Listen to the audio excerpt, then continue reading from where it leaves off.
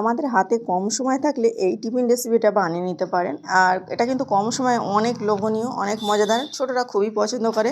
আর ছোটরা কিন্তু সবসময় একই টিফিন পছন্দ করে না। অনেকেই বলে রুটি পরোটা মানে ফ্রোজেন করে রেখে দিলে হয়তো ভালো হয়, কিন্তু বাচ্চারা কিন্তু এক টিফিন খেতে চায় না। এভাবে বার্গার তৈরি করে দিলে কিন্তু বাচ্চারা খুবই পছন্দ করবে। ভিতরে বার্গারে যা যা দেওয়া দরকার সেগুলো দিয়ে নিলে অসম্ভব মজার হয়। আর একদম সহজভাবে বানিয়েছি, দেখলেই বুঝতে পারবেন যে কতটা সহজভাবে ঘরে থাকা সামান্য উপকরণে। আসুন দেখে নেওয়া যাক। পুরো ভিডিওটা দেখার অনুরোধ করছি, প্লিজ পুরো ভিডিওটা দেখবেন, তাহলে খুবই ভালো লাগবে। এখানে একটা ডিম মানে আলাদা করে নিলাম কুসুমটা, আর এখানে বেশি ডিম দিতে হবে না, একটা দিলেই হবে। তারপর এখানে 2 টেবিল চামচ চিনি দিয়ে নিচ্ছি। এটা 4 চামচে দিলে কিন্তু 4 টেবিল চামচ হয়ে যাবে। একটু মিষ্টি মিষ্টি করে বানালে খেতে ভালো লাগে। তারপর স্বাদ অনুযায়ী লবণ দিলাম, আর এখানে হাফ কাপ কুসুম গরম জল দিয়ে নিচ্ছি। 1 টেবিল চামচ ইস্ট পাউডার দিয়ে নিলাম, ড্রাই ইস্ট। তারপরে এটা ভালোভাবে গুলিয়ে নিলাম। আর কুসুম গরম জল দিয়েছি, খুব বেশি গরম দিলে কিন্তু ইস্টটা মানে ফুলতে চাইবে না পরে। তারপরে এখানে এই কাপে আমি 3 কাপ আটা দিয়ে নেব। প্রথম 2 কাপ দিলাম, তারপর 3 কাপ। আর এই কাপের আমি মানে 1 কাপ জল দিয়েছি।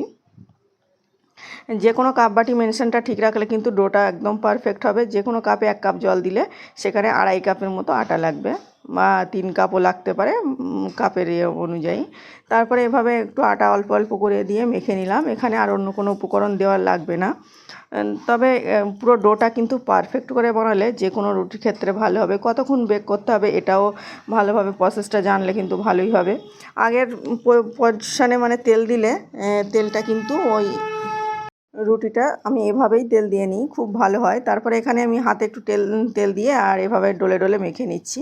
মাখা আমার এই তো হয়ে গেছে। আর এখানে ডোটা কিন্তু অনেক সফট, তেল দেওয়ার কারণে হাতে লেগে যাচ্ছে না। হাতটা পরিষ্কার করে নিয়ে তারপর আবারও মেখে নিলাম। এখানে একটা মানে এভাবে কন্টেনারে আমি রেস্টে রেখে দিচ্ছি, তাহলে এক্সট্রা কোনো ঢাকা দেওয়ার প্রয়োজন পড়বে না। আমি এখানে এই কন্টেনারে দিয়ে 30 মিনিটের মতো রেস্টে রেখে দেবো। হাওয়া না পাস হলে কিন্তু 30 মিনিটের বেশি লাগে না। যাদের সময় বেশি চাইলে 1 ঘন্টা রেখে দিতে পারেন। আর একটু রোদ্দুরের জায়গায় রাখলে কিন্তু আরও কম সময়ে ফুলে উঠবে। আর ফুলে ওঠার পরে কিন্তু রেসিপিটা বানিয়ে নিতে হবে, না হলে কিন্তু পারফেক্ট হবে না। তো দেখুন ফুলে ওঠার পরে আমি ভালোভাবে হাতে তেল লাগিয়ে নিয়ে এভাবে আগে মানে বোল থেকে ছাড়িয়ে নিলাম। তারপর এভাবে স্ট্যান্ডে দিয়ে নিচ্ছি একটা। এটা একটু মানে চিটচিটে হয়ে থাকে আর নরম যেহেতু, তো লেগে তো যাবে। ভালোভাবে হাতে তেল লাগিয়ে তুলে নিলাম। আর এখানে বোর্ডের ওপরে দিয়ে নিচ্ছি। বোর্ডের ওপরে একটু তেল ব্রাশ করে নিচ্ছি, তাহলে আর লেগে যাবে না নিচের দিক থেকে। তারপর এভাবে ডলে ডলে একটু মেখে নিলাম। এটা জাস্ট 1 মিনিটের মতো মেখে নিলে হবে, খুব বেশি মাখার দরকার নেই, জাস্ট হাওয়াটা বার করে নিতে হবে। তো দেখুন হাওয়াটা ভালোভাবে বার করে নিয়েছি। এভাবে একটু লম্বা করে একটা শেপ দিয়ে নিলাম। তারপর একটা কাটার দিয়ে এভাবে কেটে নিচ্ছি।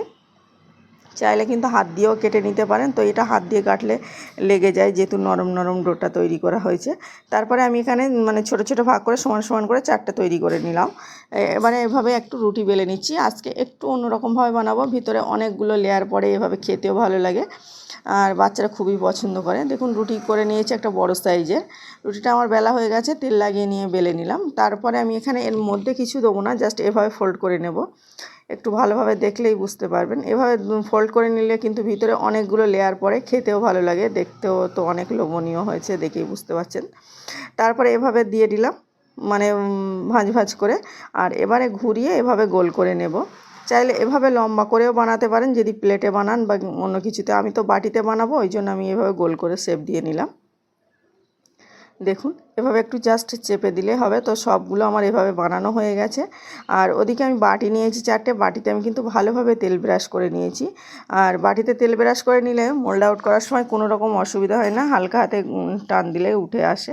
তারপরে এই দিয়ে নিলাম, সবগুলো এভাবে বাটিতে দিয়ে নিচ্ছি। আর অবশ্যই কিন্তু ভালোভাবে তেল ব্রাশ করে নিতে হবে। তারপরে এই যে কন্টেনারের মধ্যে সবগুলো আমি বসিয়ে রেখে দিচ্ছি। দেখুন আবারও আমি 20 মিনিটের মতো রেস্টে রেখে দেবো। কন্টেনারের মধ্যে রাখলে কিন্তু কম সময়ে ফুলে উঠবে, বা এখানে ভালোভাবে ঢাকা দিলে কিন্তু কম সময়ে ফুলে উঠবে। তো আমার এটাই পারফেক্ট মনে হয়েছিল। তারপরে এভাবে আমি 20 মিনিট রেস্টে রাখার পরে দেখুন ফুলে একদম বাটিটা ভরে গেছে, অনেক বেশি ফুলে গেছে। তারপর এখানে একটা ডিমের যে কুসুমটা রেখেছিলাম সেটা এখন ব্রাশ করে নিচ্ছি। এখানে অন্য কিছুও মেশাইনি, জাস্ট শুধু কুসুমই মেশাচ্ছি, মানে ফেটিয়ে নিলাম। নিয়ে এভাবে প্রতিটা মানে বাটিতে একটু ব্রাশ করে নিচ্ছি। এ থেকে ওপরের কালারটা বেশ ভালো লাগে দেখতে। সবগুলো কুসুম ব্রাশ আমার হয়ে গেছে। এখন দেখুন মানে ওপর থেকে একটু সাদা তিল ছিটিয়ে দিচ্ছি, তাহলে দেখতে ভালো লাগবে। আর যেহেতু বনরুটির মতো, বনরুটিতে সাধারণত সাদা তিল দেওয়া থাকে, খেতেও ভালো লাগে। তো তো তারপরে এভাবে দেখুন এভাবে দিয়ে নিলাম সবগুলো। এখন এদিকে একটা কড়াই বসিয়ে দিয়েছি, কড়াইটা হালকা গরম হয়ে গেছে, এখানে একটা প্লেট বসিয়ে দিয়ে এভাবে বসিয়ে নিচ্ছি। প্রথমে 4টে বসিয়েছিলাম, তারপর জুড়ে যাচ্ছে বলে 3টে প্রথমে দিলাম, তারপরে আবারও একটা করে নিলাম।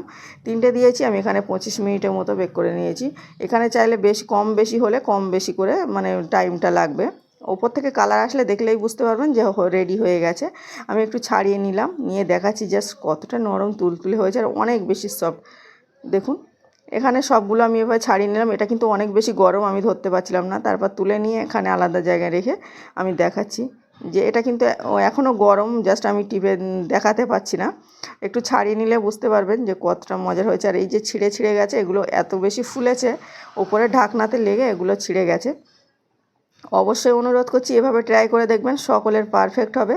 আর ভিডিওটা কেমন লেগেছে বলতে ভুলবেন না। ভালো লাগলে অবশ্যই লাইক আর সাবস্ক্রাইব করেন, আর পাশে থাকার অনুরোধ করছি।